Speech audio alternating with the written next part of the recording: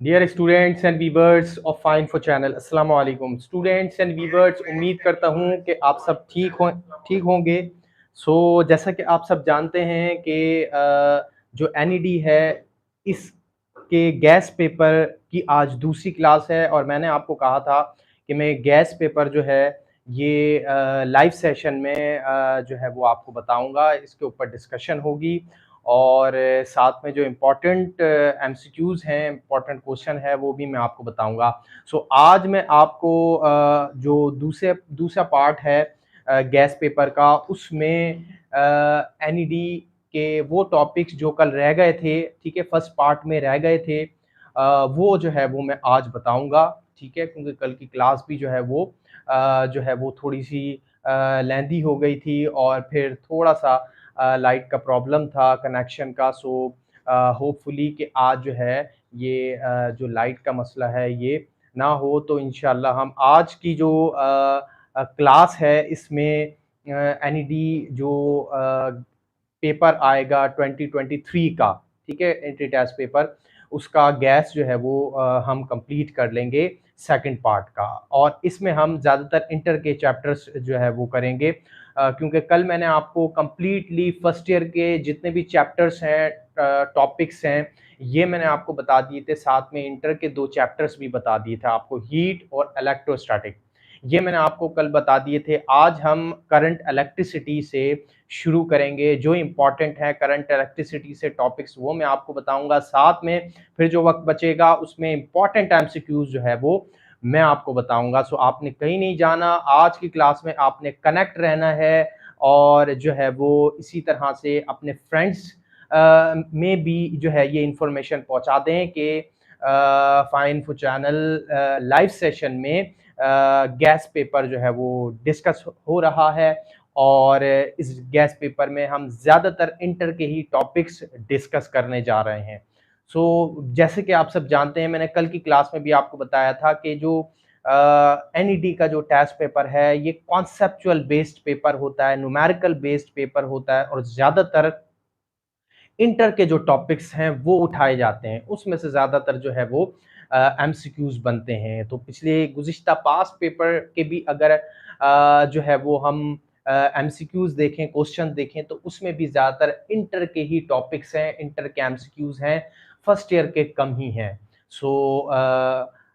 आज हम जो है वो इंटर के ही चैप्टर्स जो हैं उसके टॉपिक्स को जो है वो डिस्कस करेंगे और साथ में मैं आपको एमसीक्यूज भी बताऊंगा। जल्दी जल्दी जो है वो आप लोग ज्वाइन कर लें लाइव सेशन और जो है फिर हम थोड़ी देर में जैसे ही तमाम ही स्टूडेंट्स ज्वाइन कर लेते हैं, फिर हम आगे जो है वो चलते हैं और टॉपिक्स को डिस्कस करते हैं। ये आज का सेशन बहुत ही ज़्यादा इम्पोर्टेंट है और स्पेशली एनईडी के स्टूडेंट्स, बट ऑल्सो इसके साथ ही जो नर्स की प्रिपरेशन कर रहे हैं, मैं उनको भी एडवाइस करूंगा कि वो भी इस सेशन में शामिल हो जाएं, क्योंकि जो इंटर के जो टॉपिक्स डिस्कस किए जा रहे हैं वो नर्स एंट्री टेस्ट के लिए भी बहुत ज़्यादा इम्पोर्टेंट है, जो कि अपकमिंग जो है वो मंथ में आने वाला है टेस्ट, नर्स का एंट्री टेस्ट जो है वो आने वाला है कराची कैंपस में जो और इसी तरह से उसके जो मुल्हिका और जो है वो सराउंडिंग जो जल्दी जल्दी ज्वाइन कर लें ताकि हम आज का लाइव सेशन स्टार्ट करें।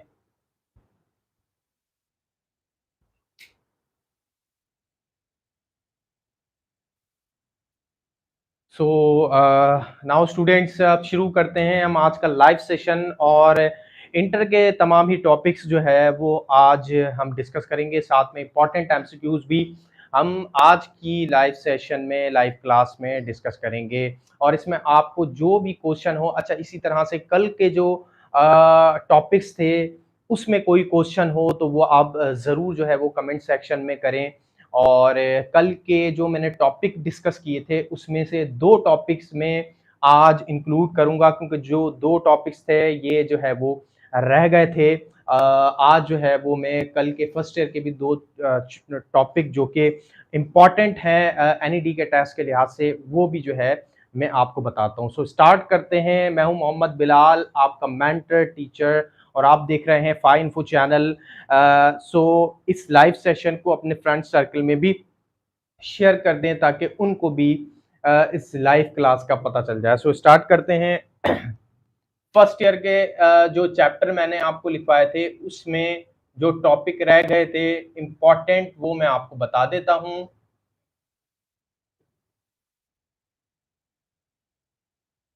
तो फर्स्ट ईयर के जो टॉपिक रह गए थे वो हमारे पास रह गया था speed time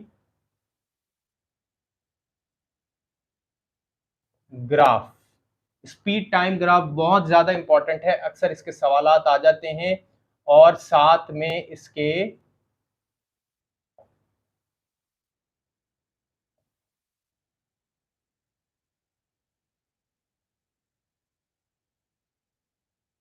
area under speed time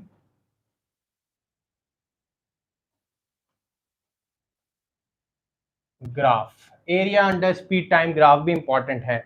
ये टॉपिक वैसे तो फर्स्ट ईयर और सेकंड ईयर की बुक में नहीं है सिंध बोर्ड की, लेकिन फेडरल बोर्ड की बुक में है। इसी तरह से जो अब 9th की बुक आई है उसमें ये जो है टॉपिक्स शामिल किए गए हैं ग्राफ वाले, तो वहां से आप जरूर स्टडी कर लें ताकि आपको स्पीड टाइम ग्राफ का भी आइडिया हो जाए। इसी तरह से जो इम्पोर्टेंट टॉपिक्स फर्स्ट ईयर का जो कि कल रह गया था वो है इंटरफेरेंस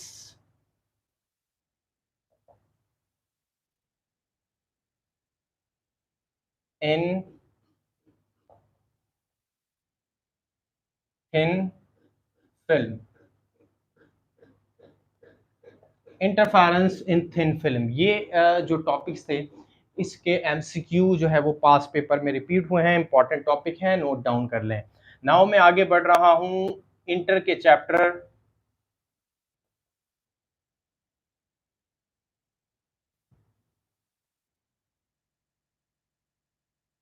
चैप्टर के लिए सबसे पहला जो हमारे पास टॉपिक है चैप्टर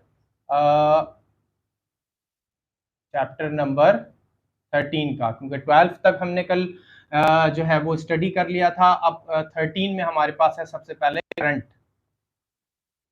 ठीक है, करंट है, इसका फॉर्मूला और यूनिट ये आपने स्टडी करना है। और इसी तरह से एक और करंट का एक फॉर्मूला ये होता है Q डिवाइडेड बाई टी। एक और हमारे पास फॉर्मूला है कि किसी कंडक्टर में से जो चार्जेस फ्लो होते हैं, ठीक है, और उन चार्जेस को हम जो है वो इलेक्ट्रॉन्स के बराबर या नेगेटिव चार्जेस के बराबर कैसे लेते हैं, या नंबर ऑफ फ्री इलेक्ट्रॉन्स के बराबर कैसे लेते हैं, उसका भी हमारे पास फॉर्मूला है Q is equal to NE।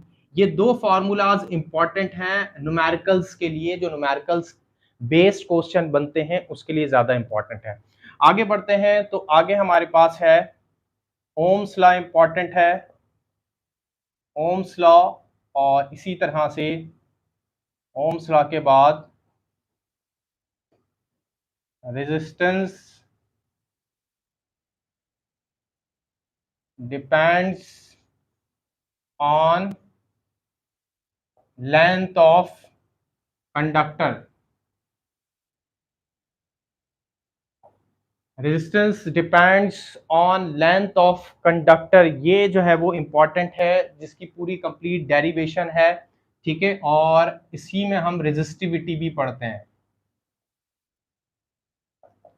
ठीक है, रेजिस्टिविटी भी पढ़ते हैं, रेजिस्टिविटी भी इंपॉर्टेंट है। ठीक है, और रेजिस्टिविटी की वैल्यू, इसका यूनिट और इसकी न्यूमेरिकल बेस्ड क्वेश्चन, इसको आपने अच्छे से प्रैक्टिस करना है। और आगे हम बढ़ते हैं, तो आगे हमारे पास है EMF। ठीक है, और साथ में terminal potential difference. Terminal potential difference ये इंपॉर्टेंट है, इसमें जो एमसीक्यू या सवालात ज़्यादातर पूछ लिए जाते हैं। इसमें इन दो से जब हम रिलेशन बनाते हैं ईएमएफ और टर्मिनल पोटेंशियल डिफरेंस, तो उसमें जो है वो स्टेटमेंट इस तरह के पूछे जाते हैं, E greater than V, V is the terminal potential difference, E is EMF, इस तरह के पूछ ली जाते हैं। और इसी तरह से पूछा जाता है कि ईएमएफ जो है वो टर्मिनल पोटेंशियल डिफरेंस के बराबर कब होगा, ये सवाल और इस तरह के सवाल पूछे जाते हैं। ईएमएफ ग्रेटर देन कब होगा टर्मिनल पोटेंशियल डिफरेंस के। और इसी तरह से स्टूडेंट्स इसी जो है वो टॉपिक्स में हम आगे चलते हैं तो हमारे पास आता है इलेक्ट्रिक पावर और पावर डिसिपेशन भी आप इसको कह सकते हैं। ठीक है। और इसी तरह से इलेक्ट्रिकल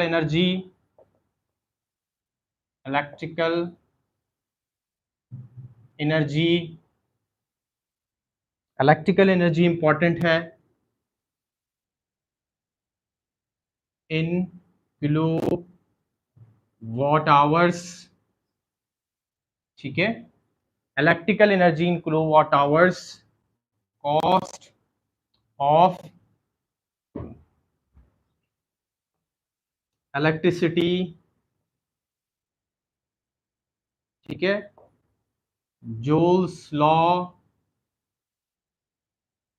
ठीक है। इलेक्ट्रिकल एनर्जी और जूल्स लॉ ये एक ही साथ आता है। ठीक है।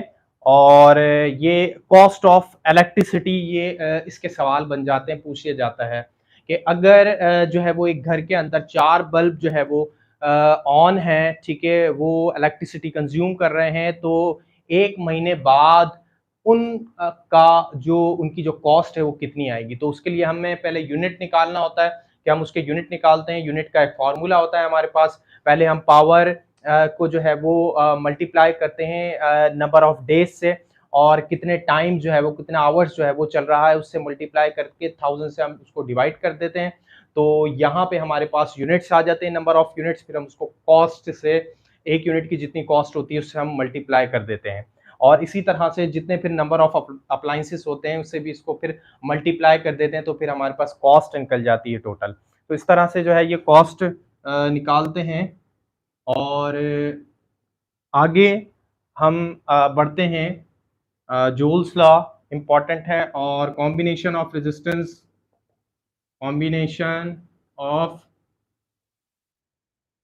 रेजिस्टेंस इम्पॉर्टेंट है। ठीक है। इन पैरेलल एंड सीरीज ये इंपॉर्टेंट है। कॉम्बिनेशन अक्सर जो है वो पूछ लिया जाता है, इंपॉर्टेंट। सो ये जो है वो कंप्लीट जो है वो टॉपिक्स हो गए चैप्टर 13 के। अब हम बढ़ जाते हैं 14 चैप्टर के ऊपर।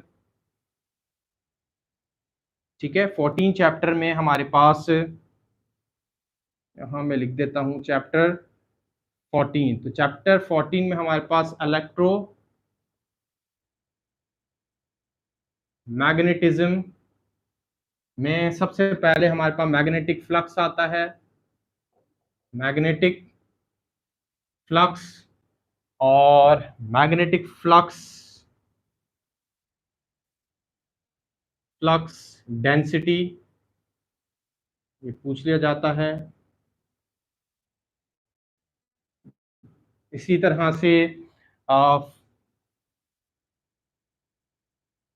Force on a charge particle moving in magnetic field. ठीक है। Force on a charge particle moving in magnetic field में जो है ये आपसे पूछ लिया जाता है। टॉपिक जो है वो इम्पोर्टेंट है। अब इसी तरह से इसमें हमारे पास ये अहम टॉपिक हैं। और अगर आगे हम बढ़ें तो आगे हमारे पास है, अच्छा, इसमें हमारे पास ये जो force on a charge particle moving in magnetic field जो टॉपिक है, इसमें कभी पॉजिटिव चार्ज के बारे में पूछ लिया जाता है और कभी नेगेटिव चार्ज के बारे में पूछ लिया जाता है। कि positive charge electric magnetic field के अंदर इंटर होगा तो उसके ऊपर फोर्स लगेगी, और जो है वो फोर्स हम कैसे फाइंड आउट करेंगे। तो यहाँ पर हम यूज करते हैं लेफ्ट हैंड रूल। ठीक है, फोर्स को फाइंड आउट करने के लिए लेफ्ट हैंड रूल मालूम करते हैं, ये जो है वो पूछ लिया जाता है। इसी तरह से जो है वो कंडक्टर में जब करंट फ्लो करता है उसको मैग्नेटिक फील्ड के अंदर रखते हैं, तो उसमें भी मालूम कर लिया जाता है कि फोर्स जो जनरेट होगी उसको कैसे फाइंड आउट करेंगे, तो वहां पर लगता है राइट हैंड रूल। ठीक है, तो इस तरह से हम कैलकुलेट कर सकते हैं, लेकिन ज्यादातर यही सवाल आता है कि जो चार्ज पार्टिकल के ऊपर फोर्स लगती है जब वो मैग्नेटिक फील्ड के अंदर इंटर होता है। ठीक है, यहाँ पे मैग्नेटिक फील्ड की भी डायरेक्शन चेंज हो जाती है, कभी जो है वो मैग्नेटिक फील्ड की डायरेक्शन आउटवर्ड पेपर होगी और कभी इनवर्ट पेपर होगी। ठीक है, तो इसके हिसाब से क्या होगा कि फिर हम राइट लेफ्ट हैंड रूल लगाएंगे और फिर उस हिसाब से वो डायरेक्शन हमें मालूम होगी। ठीक है, तो ये आप याद रखिएगा, ये अक्सर जो है वो सवाल कॉन्सेप्चुअल बेस्ड बना देते हैं, तो उसमें बच्चा कंफ्यूज हो जाता है, तो कंफ्यूज होने की जरूरत नहीं है। आगे हम बढ़ते हैं, तो इसमें हमारे पास है mutual induction, mutual induction and self induction, self induction ये इंपॉर्टेंट है, और साथ में ट्रांसफॉर्मर। ठीक है, ट्रांसफॉर्मर इट्स पावर, ट्रांसफॉर्मर का जो पावर है वो पूछ लिया जाता है। इसी तरह से इट्स एफिशिएंसी, एफिशिएंसी भी पूछ ली जाती है। जो ट्रांसफॉर्मर है उसकी एफिशिएंसी कैलकुलेट जो है वो करवाई जाती है, न्यूमेरिकल बेस कौन जो है वो क्वेश्चन बन जाता है इसका। सो ये जो है हमारे पास। अच्छा, इसी तरह से ट्रांसफॉर्मर की जनरल एप्लीकेशंस, ये जनरल एप्लीकेशन है म्यूचुअल इंडक्शन की, इससे रिलेटेड सवालात बन जाते हैं बहुत सारे। ठीक है, तो फिर वो आपको बताना होता है ट्रांसफार्मर का मेन मैकेनिज्म क्या है, ये पूछ लिया जाता है, सो ये आपने बताना होता है। सो ये हमारे पास चैप्टर 15 कंप्लीट हो गया। हम बढ़ते हैं चैप्टर 14 कंप्लीट हो गया, चैप्टर 15 के ऊपर हम बढ़ते हैं। सो जल्दी जल्दी आप नोट डाउन कर लें। ठीक है, हम जल्दी जल्दी इसको लिखते जाएंगे ताकि आप जो है वो उसको जल्दी जल्दी नोट डाउन कर लें, ताकि हमारा टॉपिक जो है वो टाइम पर कंप्लीट हो जाए। ठीक है, अ,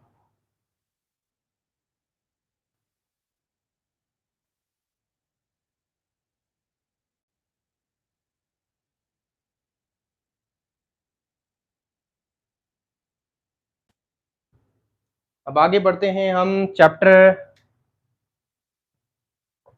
चैप्टर नंबर है 16, और 16 में हमारे पास है, 15, 15 में हमारे पास है सबसे पहले गैल्वानोमीटर।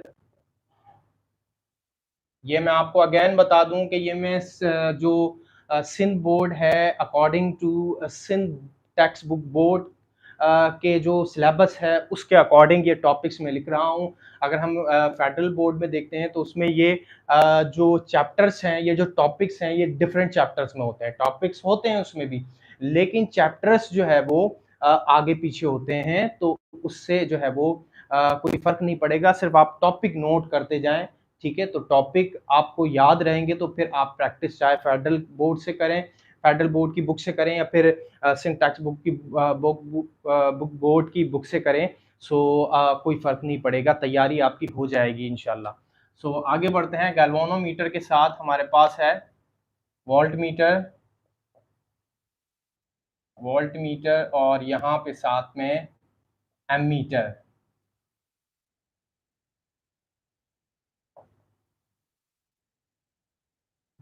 ठीक है, और इसी के साथ है पोटेंशियोमीटर।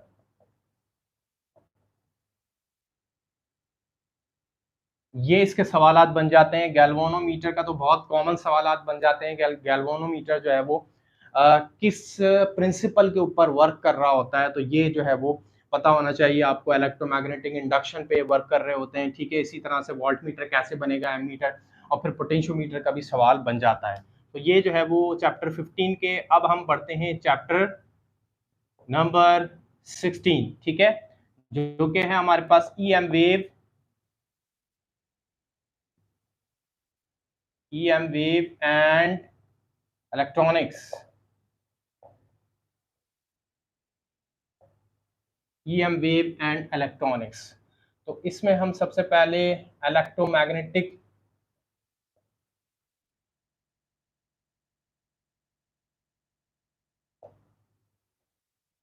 वेव स्पेक्ट्रम,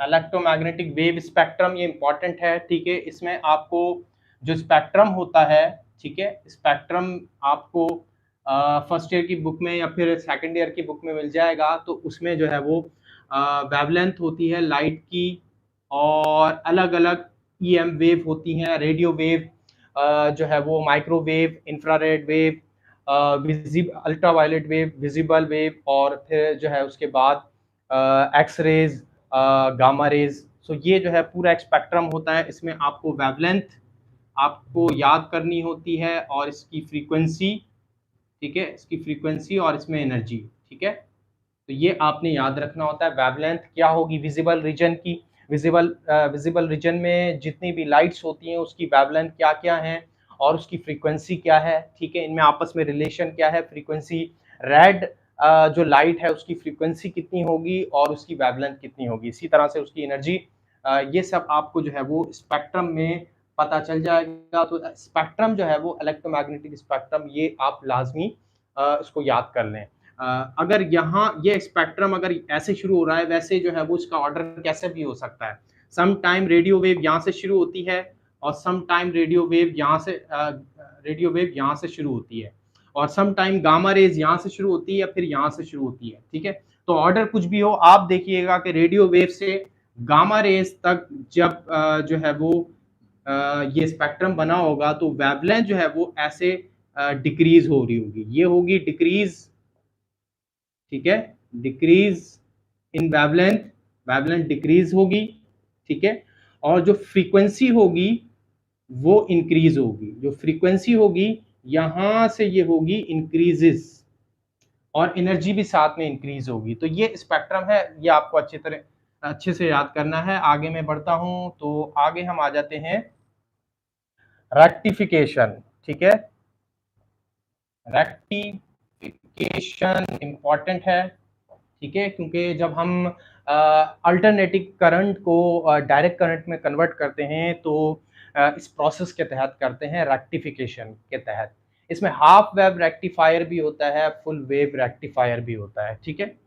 सो उसको भी आपने थोड़ा सा रिकॉल करना है। Half wave rectifier, full wave rectifier, full wave rectifier, ठीक है। ये आपने इसको अच्छे से रिकॉल करना है। अब मैं आगे बढ़ रहा हूं यहाँ से,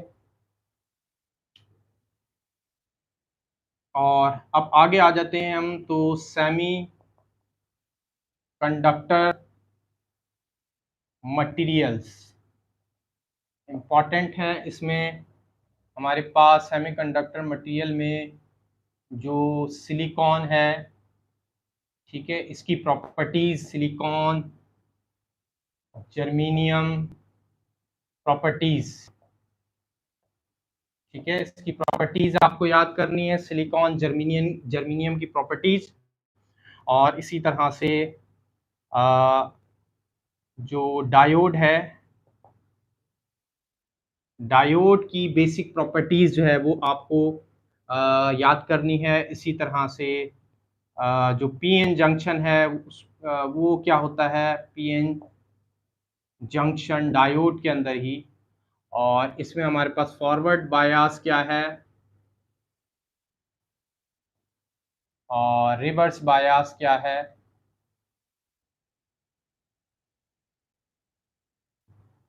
ठीक है।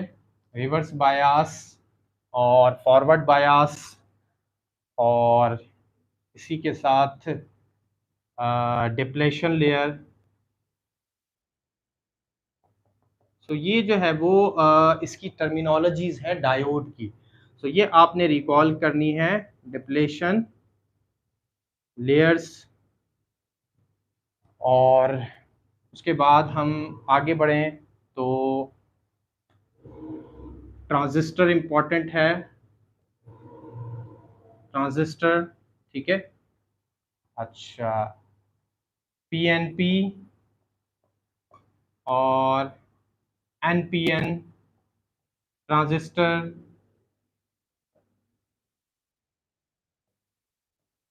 ट्रांजिस्टर की प्रॉपर्टीज ये आपको याद होनी चाहिए।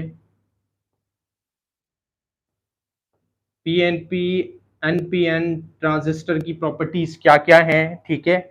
इनमें एन जो है मटेरियल वो सैंडविच है, और इसमें जो है वो पी टाइप मटेरियल सैंडविच है, ठीक है। इसी तरह से पीएन जो डायोड होता है उसमें भी पीएन जंक्शन होता है, ठीक है, लेकिन उसमें दो होते हैं।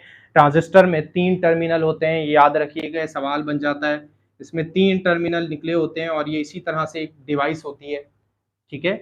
तो ये आपने इसकी प्रॉपर्टीज याद करनी। इसी तरह से एलईडी लाइट इमिटिंग डायोड ये कैसे परफॉर्म करती है, ठीक है, इसको आपने जो है वो रिपीट करना है।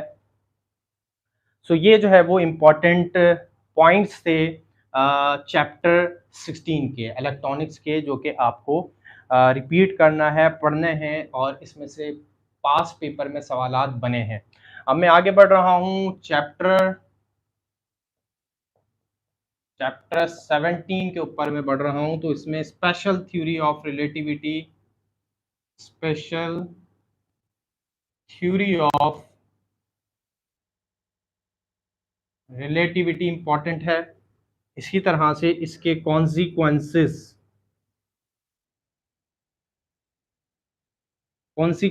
इंपॉर्टेंट हैं, ठीक है, जिसमें हम पढ़ते हैं मास वेरिएशन, टाइम डायलेशन,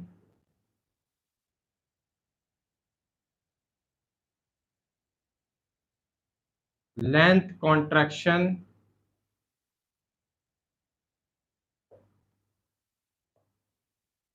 ये हम पढ़ते हैं, ठीक है। तो ये जो है वो इसमें पूछ लिए जाते हैं, तो ये इम्पॉर्टेंट है। आगे बढ़ते हैं तो आगे हमारे पास है black body radiation, black body radiation,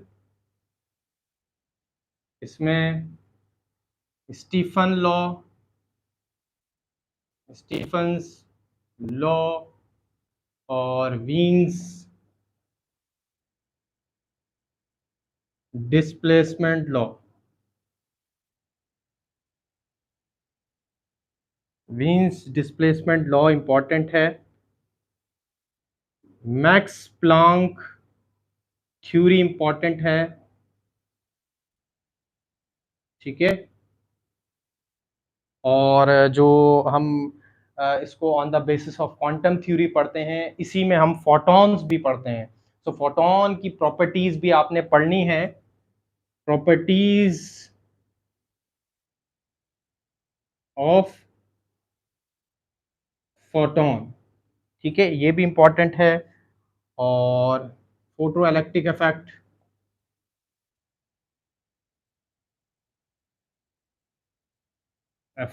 photo electric effect important है। इसमें तकरीबन ज़्यादातर जो है वो 3 से 4 सवाल समटाइम फोटो इलेक्ट्रिक इफेक्ट से रिलेटेड बन जाते हैं, ठीक है। तो ये बहुत ज़्यादा इंपॉर्टेंट टॉपिक है।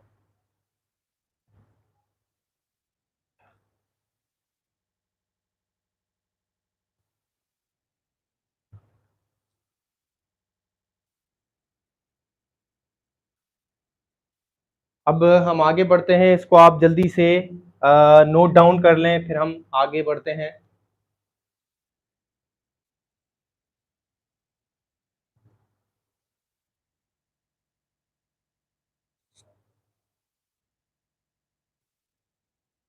नोट डाउन कर लिया आपने? अब हम आगे जल्दी जल्दी इसको सॉल्व करते हैं, जो टॉपिक्स रह गए हैं। ये मैं जो आपको टॉपिक्स बता रहा हूँ, ये आपने सिर्फ रिकॉल करने हैं, क्योंकि ऑब्वियसली कि इतना टाइम नहीं होगा, क्योंकि जो टेस्ट है एनईडी का, और एनईडी का जो टेस्ट है वो मे बी के जुलाई के आखिर में हो और अगस्त में चले जाए मे बी, लेकिन नस्ट का जो है वो जुलाई में होगा एनी हाउ। सो मैं सारे ही टॉपिक आपको याद करने का नहीं बोलूँगा, सिर्फ ये वो टॉपिक्स हैं जो आपको रिकॉल करने हैं। रिकॉल करने हैं और इसकी प्रॉपर्टीज़ आपको देखनी है, और जो टॉपिक इसमें न्यूमेरिकल बेस्ड हैं, उसको आपने अच्छे से पढ़ लेना है, ठीक है? उसकी प्रैक्टिस कर लेनी है न्यूमेरिकल बेस्ड। अच्छा, इसी के साथ अब कल से मैं जो है वो आपको इसके पास्ट पेपर के जो क्वेश्चन है वो कराता जाऊँगा। इसके पास्ट पेपर के वो क्वेश्चन स्पेशली जो न्यूमेरिकल बेस्ड हैं वो मैं आपको करवाऊँगा, ताकि जो आपकी न्यूमेरिकल बेस्ड जो क्वेश्चन हैं उसकी भी प्रैक्टिस हो जाए। सो ये जो है वो आप सबके लिए इम्पोर्टेंट रहेगा और बेहतर रहेगा तैयारी के लिए, प्रिपरेशन के लिए। Now move to the chapter number 18। अब सॉरी 17 कंप्लीट नहीं हुआ, तो 17 में हमारे पास फोटो इलेक्ट्रिक इफेक्ट के बाद हमारे पास है कॉम्पटन इफेक्ट। कॉम्पटन इफेक्ट से अक्सर सवालात बन जाते हैं, और इसके साथ जो है बस ये यहीं तक जो है वो इम्पोर्टेंट है। अब हम आगे बढ़ते हैं चैप्टर 18। तो चैप्टर 18 में हमारे पास एटॉमिक स्पेक्ट्रा,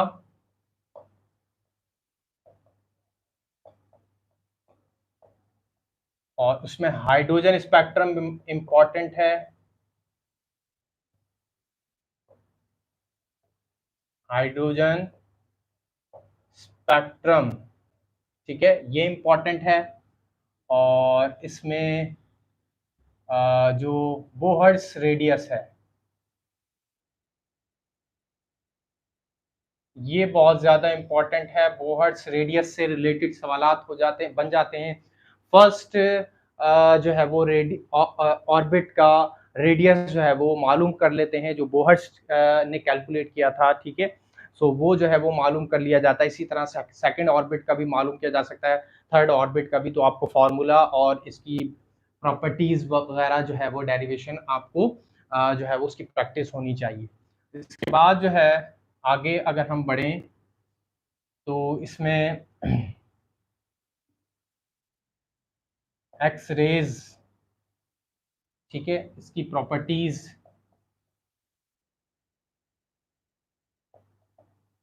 ये इम्पॉर्टेंट है, ठीक है। एक्स रेज की जो प्रॉपर्टीज है, और लेज़र इम्पॉर्टेंट है, ठीक है। लेज़र की प्रॉपर्टीज, और जो लेज़र जो है वो अलग अलग जो है वो टाइप्स की आती हैं। गैस डिपेंडेंट लेज़र भी होता है, और अदर सब्सटेंस लेज़र जो होते हैं उसकी प्रॉपर्टीज़ भी पूछी जाती है। इसी तरह से रूबी लेज़र का भी सवाल जो है वो पास्ट पेपर में आया हुआ है, ठीक है। ये खास किस्म का मटेरियल होता है, उसका जो है वो लेज़र जो है वो बनता है। ऑब्वियसली उसकी प्रॉपर्टीज़ भी फिर अलग अलग होती हैं, और उसमें से जो रेडिएशन निकलती है उसकी इंटेंसिटी भी जो है वो डिफरेंट होती है अदर सब्सटेंस के रिलेटेड। आगे बढ़ते हैं। रूबी लेज़र के बाद जो इम्पोर्टेंट टॉपिक्स है, अ, अब आगे बढ़ते हैं, बस यहाँ पे यही इम्पोर्टेंट है लेज़र में। और उसके बाद चैप्टर 19 में न्यूक्लियर फिज़िक्स में हमारे पास है हाफ लाइफ, ठीक है, और law of radio active decay, ठीक है। और इसमें न्यूमेरिकल बेस्ड क्वेश्चन बनते हैं, न्यूमेरिकल बेस्ड क्वेश्चन, ठीक है, NBQ, NBQ बनते हैं इसमें, ठीक है, law of radio active decay में और हाफ लाइफ में। हाफ लाइफ का जो फार्मूला है और इसका जो है वो law of radio active decay का, उससे रिलेटेड जो है वो न्यूमेरिकल बेस्ड क्वेश्चन की प्रैक्टिस होनी चाहिए आपकी। नाउ अब आगे मूव करते हैं, तो हमारे पास law of radio active decay के बाद जो हमारे पास इम्पॉर्टेंट टॉपिक्स हैं वो हैं nuclear fission and fusion reaction, ठीक है। फिशन एंड फ्यूजन रिएक्शन जो है ये इम्पॉर्टेंट है। और इसी तरह से जो न्यूट्रॉन प्रोटॉन न्यूट्रॉन्स की जो प्रॉपर्टीज़ हैं, इसी तरह से आइसोटॉप्स और न्यूक्लियॉन्स किसे कहते हैं, न्यूक्लियॉन्स किसे कहते हैं, ये इम्पॉर्टेंट है। और तो इस चैप्टर में यही जो है वो इम्पोर्टेंट है। अब 20 हम देखते हैं, तो 20 चैप्टर में हमारे पास nuclear radiation, nuclear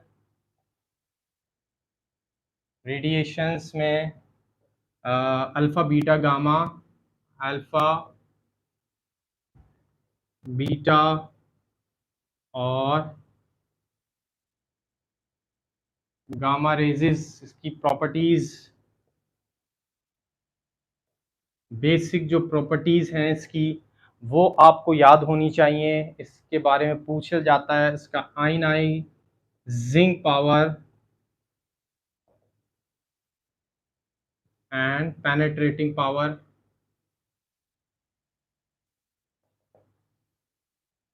ionising power, penetrating power, ये पूछ लिया जाता है। इसी तरह से रेडिएशन एक्सपोजर, इसका एक्सपोजर क्या है ये पूछ लिया जाता है, ठीक है। और ट्रीटमेंट,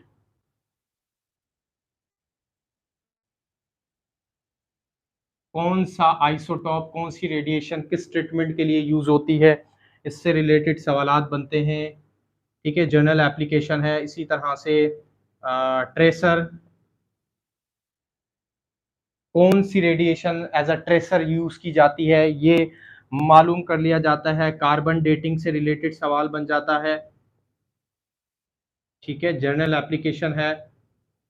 और आगे हमारे पास है डिवाइसेस में सॉलिड स्टेट डिटेक्टर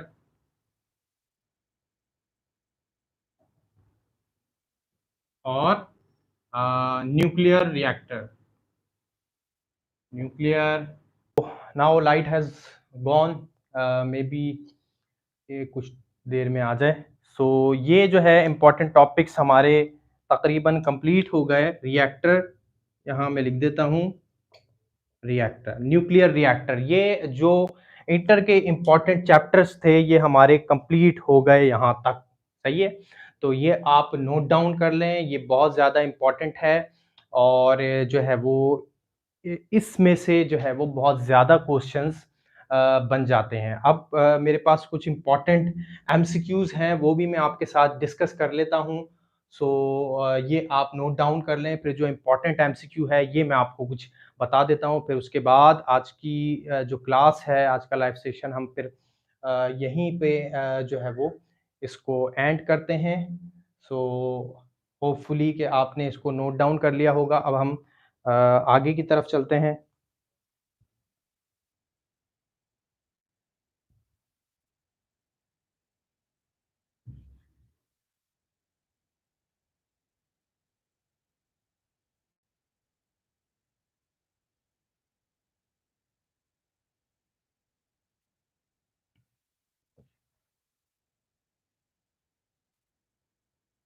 जी, तो इसमें सबसे पहले जो सवाल है ये आपसे पूछ लिया जाता है। इसमें से कुछ इम्पोर्टेंट क्वेश्चन मैंने यहाँ पर नोट डाउन किए हैं। A body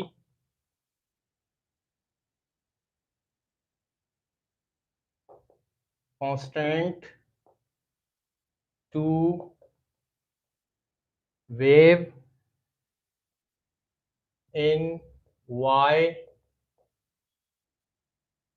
direction is subjected to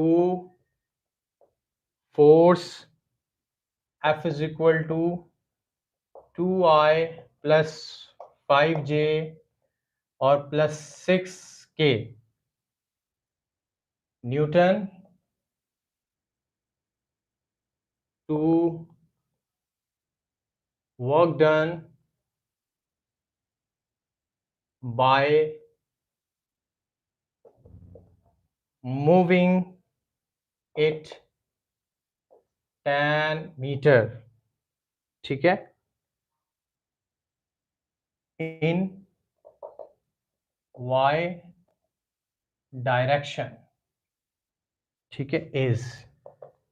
सो इस पूरे सवाल में आपसे वर्क डन मालूम कर रहा है। अब जैसे कि हम जानते हैं कि वर्क डन किसके बराबर होता है, फोर्स और डिस्प्लेसमेंट का प्रोडक्ट होता है, ठीक है। तो फोर्स हमारे पास क्या है, फोर्स हमारे पास ये है, कंपोनेंट फॉर्म में है, जबकि डिस्प्लेसमेंट हम देखें तो हमारे पास tan है।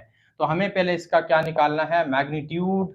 हम किस फॉर्मूले से निकालते हैं, 2I² प्लस 5J स्क्वायर और प्लस 6K²। इससे आपने निकालना है, तो हम जल्दी जल्दी इसको निकाल लेते हैं। 2 2 ज़ा 4I² प्लस, और यहाँ पर अच्छा ये जो है 15 है, इसको आप 15 कर लें, 15। और यहाँ पे अब हमने 15 का स्क्वायर लेना है, तो 15 का स्क्वायर लेते हैं,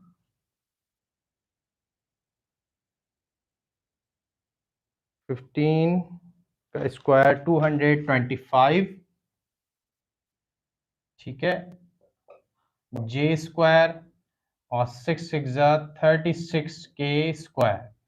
तो यहाँ से हमारे पास आएगा 4 प्लस 225 प्लस 36, ठीक है। अब हमने क्या करना है, इसको प्लस कर लेना है, 225 प्लस 36 और प्लस 4 और 265, और इसका हमने लेना है स्क्वायर रूट, ताकि हमारे पास मैग्नीट्यूड निकल जाए। तो इसका मैं स्क्वायर रूट लेता हूं, तो मेरे पास आता है